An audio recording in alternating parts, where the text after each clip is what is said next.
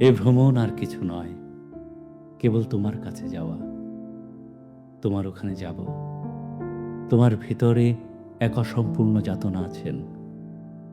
তিনি যদি আমাকে বলেন, তুই শুদ্ধ হ, শুদ্ধ হব, কালিমা রাখব না। এ ভ্রমণ আর কিছু নয়, কেবল তোমার কাছে যাওয়া। তোমার ওখানে যাব। তোমার পায়ের নিচে পাহাড় আছেন। তিনি যদি আমাকে বলেন, তুই স্নান কর, পাথর সরিয়ে আমি ঝর্ণার প্রথম জলে স্নান করব, কালিমা রাখব না।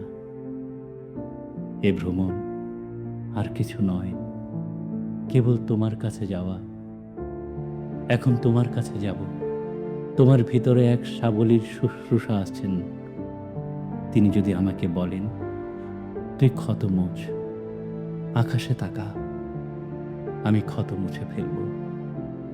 আকাশে তাকাবো, আমি আধার রাখব না। এ ভ্রমণ আর কিছু নয়, কেবল তোমার কাছে যাওয়া।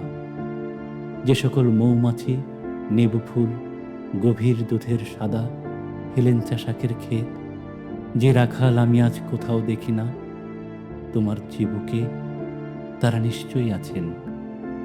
তোমার চিবুকে সেই গাভীর দুধের সাদা সুবর্ণ রাখাল, তিনি যদি আমাকে বলেন, তুই কাছে আয় তৃণভূমি, কাছে আয় পুরনো রাখাল, আমি কাছে যাব। আমি তোমার চিবুক ছোঁব,